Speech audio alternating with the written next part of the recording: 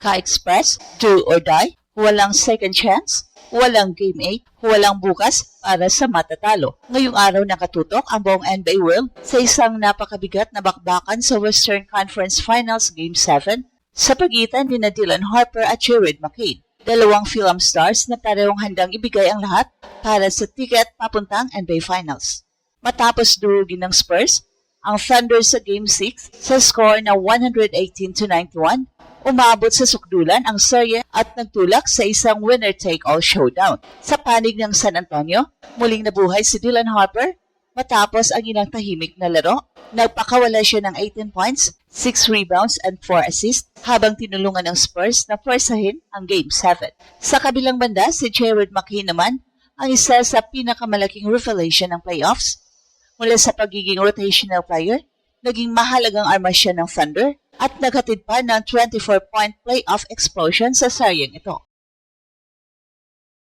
Nakakagulat isipin na dalawang Phil-Am guards ngayon ang nasa sentro ng isa sa pinakamalaking laro ng NBA season. Hindi ito simpleng playoff game, isa itong gabi kung saan maaring mabuo ang bagong pangalan ng liga, isa itong gabi kung saan maaring magsimula ang susunod na superstar story. At para sa maraming Pinoy, isa rin itong bihirang pagkakataon na makita ang dalawang dugong Pinoy na naglalaban para sa karapatang makarating sa pinakamalaking entablado ng basketball.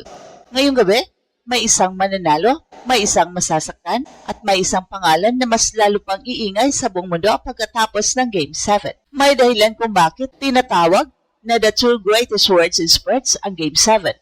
Dahil dito nasusukat ang tunay na tibay ng loob, dito nawawala ang mga dahilan at hindi sapat ang talento lamang. At ngayong 2026 Western Conference Finals, isang napakalaking laban ang nag-aantay sa pagitan ng Oklahoma City Thunder at San Antonio Spurs. Pero para sa maraming Pinoy, may mas espesyal na kwento sa likod ng seryeng ito dahil sa gitna ng lahat ng superstar names, andyan sina Dylan Harper at Jared McCain, dalawang Phil-Am players, dalawang batang guards, dalawang rising stars. At ngayong gabi, isa sa kanila ang mas lalapit sa NBA immortality. Si Dylan Harper ay naging isa sa pinakamahalagang peraso ng bagong Spurs dynasty na unti-unting binubuo sa paligid ni Victor Wembanyama. Bilang rookie, hindi siya natakot sa pressure ng playoffs. Sa katunayan, patuloy siyang nagpakita ng maturity na bihirang makita sa isang batang manlalaro. Sa Game 6, nang kailangan ng San Antonio ng sagot matapos matalo sa Game 5, isa si Harper sa nagpasiklab ng kanilang dominanting panalo. Matapos mabatikos dahil sa kanyang offensive struggle sa mga nakaraang laro, agad siyang bumawi. Gamit ang agresibong pag-atake sa depensa ng Thunder, umiscore siya ng 18 points sa mahusay na shooting performance at tumulong sa pagbuo ng napakalaking lamang ng Spurs sa second half. Pero kung may comeback story si Harper, may sariling breakout narrative naman si Jared McCain. Isa siya sa pinakamalalaking sorpresa ng playoffs. Matapos may lapit ng Thunder, unti-unti niyang nakuha ang tiwala ng coaching staff hanggang sa maging mahalagang bahagi ng rotation at nang tamaan ng injuries, ang ilan sa pangunahing players ng OKC biglang lumawak ang kanyang papel. At hindi niya sinayang ang opportunity. Nagpakawala siya ng 24 points sa Game 3, nagbigay ng 20 points bilang starter sa Game 5, at sa buong serye laban sa Spurs, isa siya sa pinaka-consistent na spark ng Thunder offense. Kaya ngayong papasok ang Game 7, napakaraming mata ang nakatutok sa dalawang ito. Hindi sila ang pangunahing MVP candidates, hindi sila ang pinakamalaking pangalan sa poster, pero madalas sa mga ganitong laro, hindi ang inaasahang bida ang gumagawa ng pinakamalaking eksena. Minsan, isang rookie stop, isang clutch 3, isang momentum-changing run, at isang fearless young guard ang nagbabago ng kasaysayan. Well, sa katunayan, sinabi mismo ni Dylan Harper na gusto nilang maging bahagi ng kasaysayan ng Game 7. At ayon sa kanya, we want to be a part of that history. We're going to go out there swinging. At yun mismo ang mentality na kailangan sa ganitong laban. Dahil sa oras na tumunog ang buzzer mamaya, mawawala ang lahat ng statistics, mawawala ang lahat ng regular season records, mawawala ang lahat ng prediksyon. Ang matitira lamang ay kung sino ang may mas matibay na puso sa pinakamabigat na gabi ng kanilang basketball lives. At habang nakatuon ang atensyon ng buong mundo kina Dylan Harper at Jared McCain, may mas malalim pang dahilan kung bakit napakahalaga ng laban na ito. Hindi lang ito tungkol sa pag-abot ng NBA Finals, hindi lang ito tungkol sa isang playoff series, ito ay tungkol sa pagkakataong baguhin ang direksyon ng kanilang mga karera. Sa NBA, may mga manlalarong magaling, may mga manlalarong talented, at may mga manlalarong nagiging alamat dahil sa isang gabi. Isang Game 7, isang clutch performance, isang sandali na hindi makakalimutan ng mga fans. At ngayong gabi, parehong may pagkakataon sina Dylan Harper at Jared McCain na lumikha ng ganong klaseng sandali.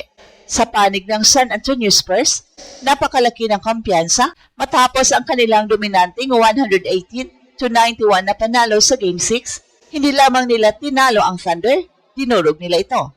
Napigilan nila si MVP Shai Gilgeous-Alexander at pinakita nila kung gaano kalakas ang kanilang depensa kapag sabay-sabay na gumagana ang kanilang sistema. Isa sa mga mahalagang bahagi ng defensive effort na yun ay ang energy at aggressiveness ng mga batang guards kabilang si Dylan Harper. Pagkatapos ng ilang tahimik na laro, bumalik ang kanyang kumpiyansa, bumalik ang kanyang pagiging agresibo, at bumalik ang kanyang impact sa magkabilang dulo ng court. Pero ang problema para sa Spurs, ang Game 7 ay gaganapin sa Oklahoma City. So ibig sabihin, haharap sila sa isang hostile environment na puno ng Thunder fans na desperado makitang makabalik ang kanilang koponan sa NBA Finals. Ang momentum ay maaring nasa Spurs, pero ang home court advantage ay nasa Thunder. At dito papasok si Jared McCain. Sa buong seryeng ito, paulit-ulit niyang pinatunayan na hindi siya natitinag sa pressure nang mapromote siya bilang starter dahil sa injuries ng ilan sa kanyang teammates. Marami ang nagduda kung kakayanin niya ang responsibilidad. Pero ang kanyang sagot, 20 points sa Game 5 at ilang mahalagang baskets na tumulong sa Thunder na manatiling buhay sa serye. Ang mas kahanga-hanga pa rito, hindi lamang scoring ang kanyang ambag, nagdadala siya ng energy, nagdadala siya ng kumpiyansa, at nagdadala siya ng momentum sa bawat pagkakataong pumapasok siya sa court. Kaya habang papalapit ang opening tip, napakahirap hulaan kung sino ang mananaig, si Dylan Harper ba na muling nakahanap ng kanyang ritmo at gustong ituloy ang Cinderella run ng Spurs, o si Jared McCain na naging isa sa pinakamalalaking playoff revelations ng Thunder ngayong postseason. Wala naman ang mangyayari, isang bagay ang sigurado. Ngayong gabi, may fill-up na magdiriwang, may fill-up na mabibigo. Pero pareho nilang mapapatunayan na kaya nilang makipagsabayan sa pinakamataas na antas ng basketball sa mundo. Para sa mga Pinoy na mahilig sa basketball, isa itong espesyal na eksena. Dahil habang ang NBA ay naghahanap ng susunod na henerasyon ng mga bituin, dalawang malalarong may dugong Pinoy ang nasa gitna ng pinakamalaking laban ng kanilang buhay. At ito ang Express Info kung saan bawat kwento ginulat ang mundo. Don't forget to like and subscribe.